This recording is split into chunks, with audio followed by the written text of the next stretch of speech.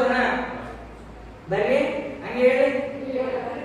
ಅವರ ತಂದೆಯ ಹೆಸರು ಏನಂತಂದ್ರೆ ಶುದ್ಧೋಧನ, ಅವರ ತಾಯಿಯ ಹೆಸರು ಮಾಯಾದೇವಿ.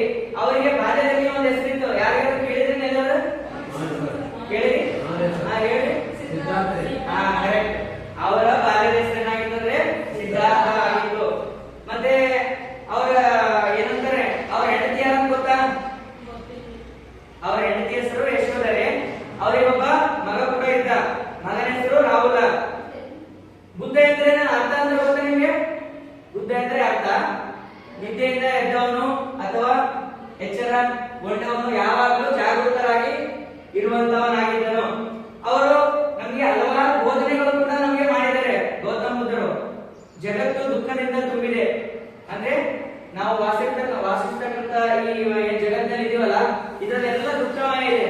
ಈ ದುಃಖದಿಂದ ನಾವು ಯಾವ ರೀತಿ ಪಾರಾಗಬೇಕು, ನಾವು ಈ ದುಃಖದಿಂದ ಸಂತೋಷ ಯಾವ ರೀತಿ ಕಂಡುಕೊಳ್ಬೇಕು ಅಂತ ನಮಗೆ ಗೌತಮ ಬುದ್ಧರು ಹಲವು ಸಂದೇಶಗಳು, ಹಲವಾರು ಬೋಧನೆಗಳು ನಮಗೆ ಹೇಳಿಕೊಟ್ಟಿದ್ದಾರೆ.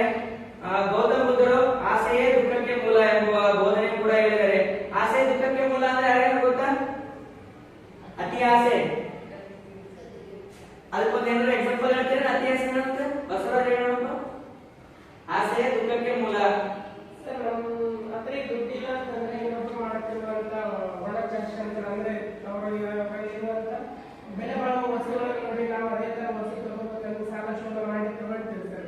ರಾಷ್ಟ್ರೀಯ ಸಾಲ ತೀರ್ಸಕ್ಕೆ ನಾವು ಕಷ್ಟ ಅನುಭವಿಸಬೇಕಾಗ್ತದೆ.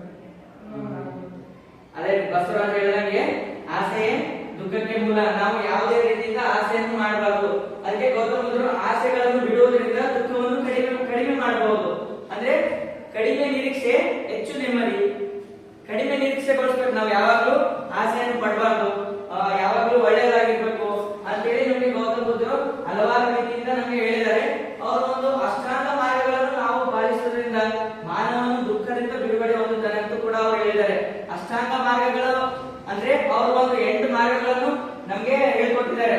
ಆ 8 ಮಾರ್ಗಗಳನ್ನು ನಾವು ಪಾಲಿಸಿದಾಗ ನಾವು ಮಾನವರು ಎಲ್ಲರೂ ಕೂಡ ಯಾವುದೇ ರೀತಿಯಿಂದ ಶಾಂತಿ ಸಮಾಧಾನದಿಂದ ನಾವು ಏನೇ ಮಾಡುವ ಕೆಲಸಗಳ ಕಾರ್ಯಗಳಲ್ಲಿ ನಮ್ಗೆ ಒಳ್ಳೆಯ ರೀತಿಯಿಂದ ಆಗ್ಬೇಕು, ನಾವು ಚೆನ್ನಾಗಿರ್ಬೇಕು, ಖುಷಿಯಿಂದ ಇರಬೇಕು ಅಂತ ಹೇಳಿದ್ರೆ ಆ 8 ಅಷ್ಟಾಂಗ ಮಾರ್ಗಗಳನ್ನು ನಾವು ತಿಳ್ಕೊಳ್ಬೇಕು, ಅಷ್ಟಾಂಗ ಮಾರ್ಗಗಳನ್ನು ಕಲಿಬೇಕು. ಅಷ್ಟ ಅಂದ್ರೆ ಎಷ್ಟು ಗೊತ್ತಾ? 8 ಅಷ್ಟಾಂಗ ಮಾರ್ಗಗಳು.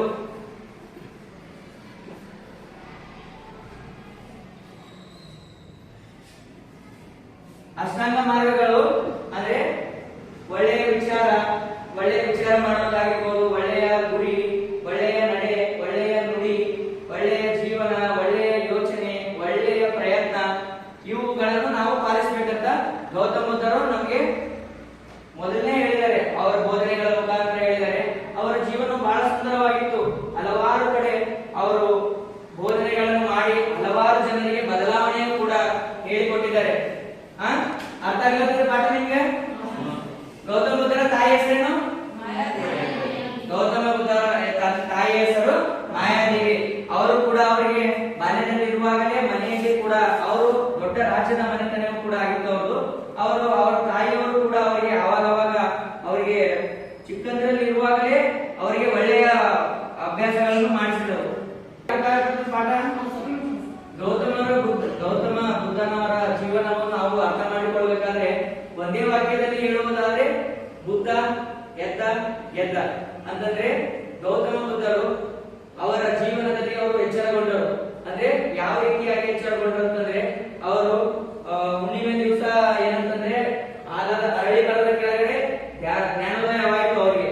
ಯಾವ ರೀತಿ ಅಂತಂದ್ರೆ ಅವರು ಈ ಲೋಕದಲ್ಲಿ, ಈ ಲೌಕಿಕ ಪ್ರಪಂಚದಲ್ಲಿ ಯಾವ ರೀತಿ ನಾನಿದ್ರೆ ಉತ್ತಮವಾಗಿರ್ಬೋದು, ಈ ಲೌಕಿಕ ಪ್ರಪಂಚದ ಜನರನ್ನು ನಾನು ಯಾವ ರೀತಿ ಬದಲಾವಣೆಗೊಳಿಸಬೇಕು ಅವರಿಗೆ ಆವಾಗ ಎಚ್ಚರವಾಯಿತು.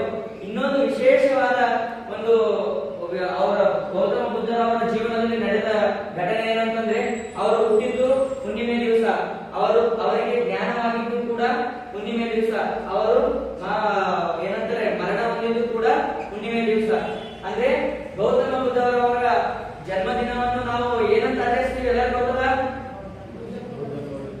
ಅಂದ್ರೆ ಅವರು ಹುಟ್ಟಿದ ದಿನವನ್ನು ನಾವೆಲ್ಲರೂ ಕೂಡ ಇವಾಗಲೂ ಕೂಡ ಎಲ್ಲರೂ ಇವತ್ತಿನ ದಿವಸ ನಾವು ಬೌದ್ಧ ಧರ್ಮದಲ್ಲಿ ಗೌತಮ ಬುದ್ಧನವರ ಜೀವನ ಮತ್ತು ಅವರು ನೀಡಿರ್ತಕ್ಕಂಥ ಸಂದೇಶಗಳ ಬಗ್ಗೆ